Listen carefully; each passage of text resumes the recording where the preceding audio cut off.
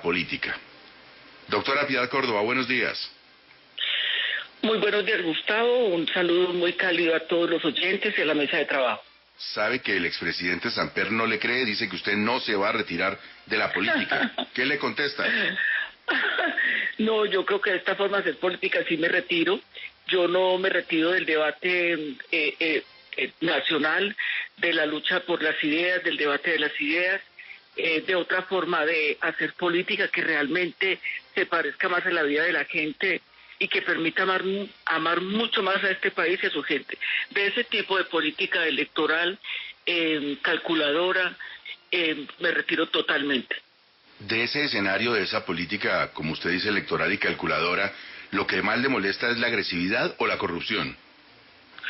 Las dos cosas, Gustavo. Mira que, por ejemplo, yo creo que nadie ha sufrido una agresividad tan violenta como la que se ciñó contra mí por el hecho precisamente de ser una mujer afrodescendiente, de ser una persona con ideales distintos. Fue brutal la campaña de desprestigio cuando yo hice todo ese ejercicio de mediación para liberar a rehenes y secuestrados que estaban en poder de las FARC. Y obviamente que la corrupción es una pandemia nacional, que además de ello cada vez más profundiza la miseria, la desigualdad, la exclusión, y que es una corrupción a todos los niveles y en todas partes. Hacer política como Robinson Crusoe solo en una isla es muy difícil, hay que tener alianzas. Toda esa cuestión de desprestigio y de odio le cerró las puertas de alianzas, de acercarse a otros actores políticos que quizás le hubiera gustado tener a su lado. Claro que sí, me cerró las puertas, indiscutiblemente fueron momentos muy difíciles, obviamente muy formadores, pero precisamente, y no lo digo simplemente con actores de lo que aquí se denomina la derecha, sino también sectores alternativos que en un momento determinado le jugaron más al marketing político, al marketing electoral, que realmente a la capacidad de profundizar lo que significa la democracia, lo que es la democracia, que va mucho más allá de los debates electorales, que nugan la solidaridad, la reciprocidad y lo que son fundamentalmente los principios, Gustavo. Bueno, pero ahí, doctora Piedad, permítame que sí tenemos que hacer una escala en este viaje. Una cosa es que a usted la decepcione la política tradicional, el establecimiento, si se quiere desde su punto de vista ideológico, la derecha, anquilosada, en fin. Pero cuando usted sugiere que está decepcionada de personas que se habían autoproclamado como alternativas diferentes al poder, estamos en otro terreno. ¿Quién de esas alternativas la decepcionó? A ver, Gustavo, yo creo que es muy importante consignar lo siguiente. Colombia ha sido un país que desde el Frente Nacional no ha tenido la posibilidad de crear otras alternativas y que más bien ese Frente Nacional lo que hizo fue apoderarse de todo el poder, de repartirse el poder con la alternancia liberal-conservador y no la insurgencia de nuevos movimientos o nuevas miradas o nuevas banderías políticas. Por lo tanto, llega un momento en que esas nuevas alternativas políticas caen en lo mismo, en la diatriba, en el desprecio, en la poca capacidad realmente de leer el país y de calcular más a lo electoral que no fundamentalmente a la profundización de la democracia. Por ejemplo, Gustavo, yo me pongo a pensar, cuando yo en el año 95 planteé la ley de negritud, la ley 70, que es una ley muy importante para el país, pues lo hacía pensando precisamente en profundizar la democracia, en volver el tema del racismo en un tema de la democracia, y eso realmente no se ve revertido inclusive en alternativas que han llegado al poder. Por eso yo creo que es una situación muy preocupante, porque terminan esas alternativas políticas haciendo exactamente lo mismo, es decir, inclusive excluyendo personas que podrían jugar un papel muy importante y que podrían realmente hacer avanzar el país hacia una democracia directa y participativa. Por ejemplo, ¿Sergio Fajardo la decepciona? Pues es que realmente, y no me interesa controvertir con personas, pero yo todavía no veo una enjundia real, importante, profunda en lo que preconiza. ¿Claudia, la alcaldesa de Bogotá, la decepciona? A ver, Claudia, hay que reconocer que hizo un ejercicio importantísimo. no estoy muy cercana a ella, sea la verdad decirlo, pero que Colombia, y en este caso Bogotá, haya sido capaz de elegir a una mujer lesbiana que de alguna manera controvierte, pues me parece que es importante, pero creo también que de alguna manera va entrando en ese juego de las componendas, en ese juego de la política electoral, más pensando en qué sigue de aquí para allá y menos pensando en cómo realmente se reconvierte este país. ¿Y Gustavo Petro la decepciona?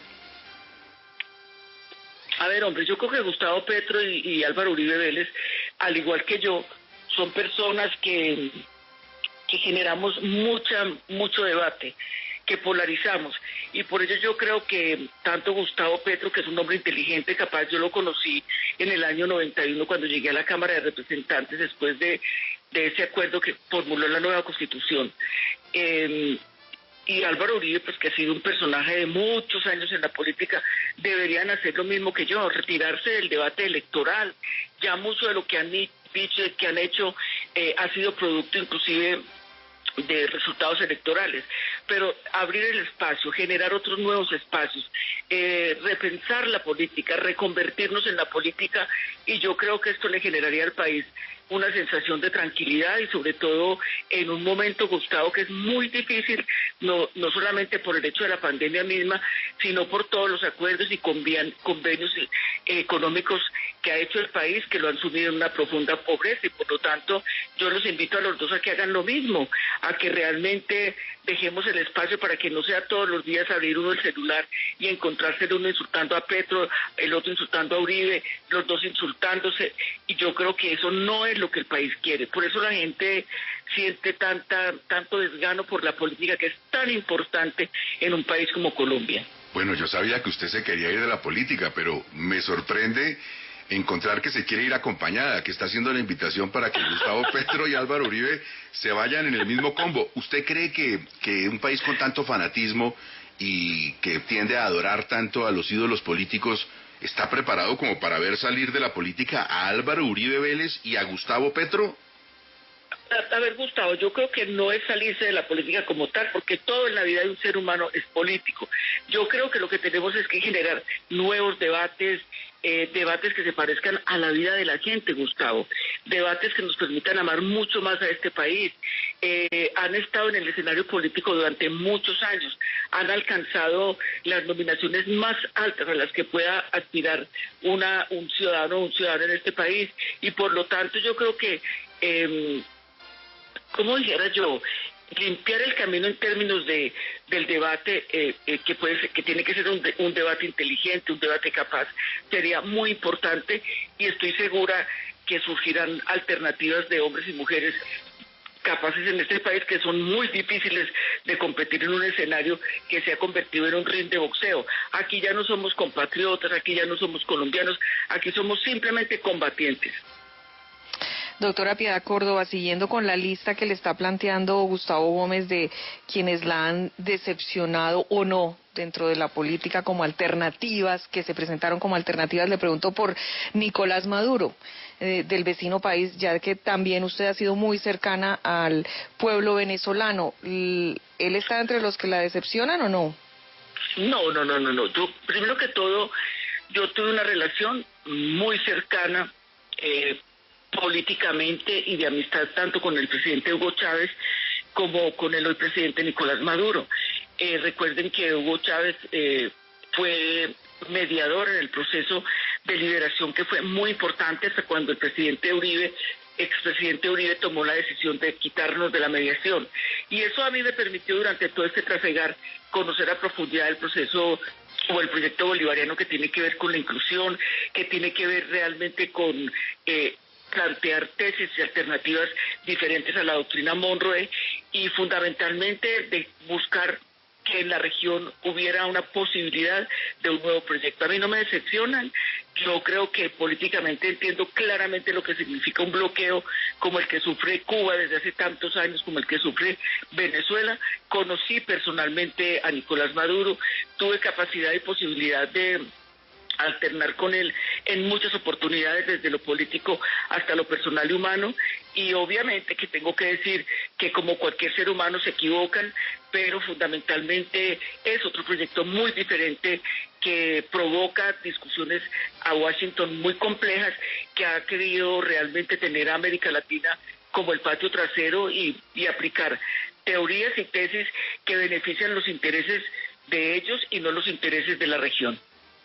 Sí, pero doctora Piedad, en la línea de la pregunta de Darcy, pero sin preguntarle por una persona en particular, usted decía hace un rato que probablemente nadie ha tenido que enfrentar tanta agresividad y violencia verbal y física y de otro tipo como usted en la política colombiana.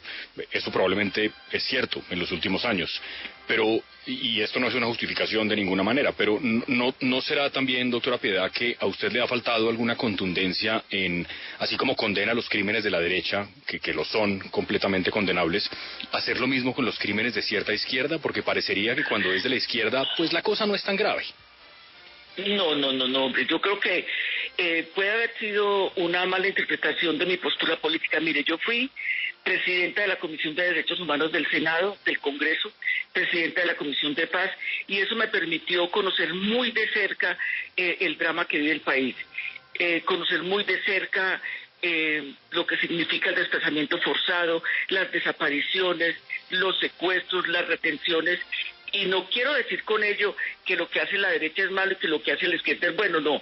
Yo realmente estoy totalmente en contra también de lo que hicieron en su momento una guerrilla como las FARC, que con el argumento de buscar un mejor país, también cometieron una serie de hechos, de actos, de crímenes absolutamente rechazables, contundentemente inadmisibles, y lo que yo buscaba desde el principio, mire, yo llegué en el 91 a la Cámara, participé en el primer debate cuando bombardearon Casaverde, que era ministro el doctor Rafael Pardo, porque lo que se buscaba era la posibilidad de acabar con la lucha armada, de buscar que muchos de estos sectores ingresaran al país.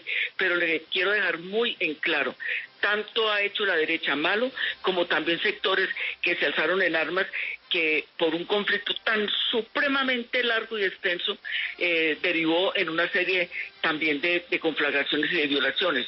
Yo recuerdo mucho el malestar de sectores aunados en las FARC y en otros sectores de la izquierda, cuando el comandante Fidel Castro dijo que un conflicto no podía durar tantos años, que un conflicto de esa naturaleza inclusive depreciaba y categorizaba otra forma de no santa de hacer la política, y que por lo tanto era muy importante abrazar y llegar a los acuerdos de paz. Y hubo mucha molestia, pero eso no quiere decir que a mí me parezca bueno lo que hace esta lucha y malo lo que hace la derecha. Yo creo que hay puntos donde convergen y que es lo que el país tiene que rechazar abiertamente, y ese fue mi apuesta, o sea, lograr que se acabara esa guerra y que pudiéramos realmente empezar a trabajar por el país, y con un conjunto de hombres y mujeres que pensaban más en esa posibilidad de un país diferente. Espinosa, en medio de esa controversia política, la gente a veces olvida que la doctora Piedad es liberal, aunque los liberales, alguna parte de ellos diga, claro. No quiero que sea liberal, no la queremos aquí en el partido. Doctora Piedad, desde ese punto de vista de sus orígenes políticos, ¿en algún momento de su vida usted pensó que Álvaro Uribe era la persona? No, mire, y le agradezco mucho, Gustavo, que me lo diga, yo soy liberal. Yo jamás, como lo han hecho otras personas últimamente, y lo miro como un oportunismo político, renuncié al partido. A mí me ha dolido que llegar al partido y ver que quienes fueron presidentes, codirectores del partido, a todos les colocaron la foto en las paredes de la casa del partido, menos a mí, porque tenía unas posturas políticas diferentes, porque quería que el país se transformara. Jamás, y estuve en muchos de los debates de las convenciones donde Álvaro Uribe se proclamó como liberal, que no lo es ni lo era, pero jamás pensé que pudiera ser realmente la alternativa. Y es más, Gustavo, mire, le cuento una anécdota personal. Cuando yo estaba en el exilio en Canadá, que para mí fue muy duro irme del país en el gobierno de Pastrana, con mis 4 hijos sola, estar allá, yo realmente viví un episodio muy duro, muy difícil, porque además me tocó dejar mis hijos más de 10, 13 años por fuera del país. No los vi crecer realmente en forma como mamá yo hubiera querido. Y cuando empieza la campaña del doctor Álvaro Uribe Vélez a la presidencia, a mí me llaman compañeros del Partido Liberal y yo me dejé convencer de que me venía a Bogotá, a Colombia, a trabajar para que esa candidatura no llegara a buen término. Me prometieron que iba a ser presidenta del Senado, cosa que nunca se cumplió, que fue mentiras, pero yo ya estaba en Colombia y yo enfrenté una campaña, inclusive con sectores de conservadores, para impedir que la propuesta de Álvaro Uribe, que era una propuesta guerrerista, llegara al poder, pero jamás de los jamases yo llegué a pensar que fuera una alternativa para el poder en Colombia. Doctora Piedad, además de los odios que usted ha despertado en muchos sectores por su trabajo por la paz, por su cercanía con la izquierda, por en algún momento también todo lo que tiene que ver y que hablábamos ahora de Maduro y en fin, ¿también la han odiado en política por ser negra? Mire, yo recuerdo con mucha precisión, cuando me tocó a mí quedarme sola como directora del partido, yo compartí con el doctor Mosquera Chaux la dirección, cosa que a mí me sorprendió porque yo acababa de llegar a Bogotá, más bien provinciana a la hora de la verdad, conocía poco de Bogotá, pero fui categorizada o catalogada mejor como la mejor parlamentaria en ese momento, y por eso yo llego a la dirección del partido. Pero realmente dentro del partido también fue muy difícil, y ¿sabe qué me sorprende, compañeros? Que hoy quienes me atacaban, quienes me vituperaban, quienes me tumbaron de la presidencia del partido, yo los veo hoy muy campantes, de la mano, por ejemplo, de Lucho Garzón, al que en ese momento detestaban porque supuestamente les iba a quitar la competencia dentro del partido, que las FARC eran lo peor del país y que había que matarlas, y hoy los veo caminando y marchando de la mano de ellos. O sea que no es realmente una intención real, sino todo un cálculo electoral. ¿Qué tal lo está haciendo el presidente Duque? Pues hombre, Gustavo, yo creo que el presidente Duque no lo está haciendo lo bien que nosotros pensábamos. Él cumplió lo que dijo en la campaña, y era obviamente prácticamente destrozar los acuerdos de paz, desconocer la importancia de la cooperación internacional en la consolidación de un proceso que fue muy difícil de lograr. Han habido muchas expresiones, no solamente de parte de él, sino de ministros y de ministras en contra del acuerdo de paz, que fue y creo sigue siendo muy importante para el país, para lograr realmente una inserción en la modernidad, porque la modernidad, Gustavo, no son los computadores, no es Zoom, no es Facebook Live. La modernidad es el respeto por los derechos humanos, es la defensa de los derechos de la gente, es la posibilidad de pensar en que tiene que existir un país mejor, y no este saboteo permanente que se le ha hecho al proceso de paz, que no avanza como debería ser, sino que ha dejado muy vulnerable a los excombatientes. Mucha gente ha perdido la vida. El gobierno, de manera, yo diría, abusiva e irresponsable, ha evitado la veeduría de los organismos internacionales en terreno, con lo cual, pues obviamente, no se logra consolidar todo este proceso. Vamos a usar la palabra de moda porque supongo que usted se retira de la política electoral, pero está pensando en reinventarse, en construir nuevos debates, nuevos espacios, en hacer una política que se parezca más a lo que somos todos en la vida real y que nos permita estar más cerca. Eso, en términos aterrizados, ¿qué es? ¿Qué va a hacer? Vea, hombre, yo escribo una columna todos los miércoles en Las Dos Orillas, que me ha abierto sus puertas. A veces me vuelvo muy cansona porque quiero que me publiquen siquiera 2 artículos a la semana. Yo estoy escribiendo mis memorias, estoy buscando que sea una persona la que escriba conmigo, que el país reconozca, que el país respete, que realmente pueda dejar un legado en mis memorias, no de odio, no de vindicta, sino toda esa experiencia de lo que hay que hacer. Ahora, aquí todos los días pasan cosas muy, muy difíciles. Lo de Tasajera la semana pasada, seguramente esta semana pasará otra cosa, y uno tiene que estar en ese debate proponiendo, conciliando, logrando de verdad que la gente crea en el país.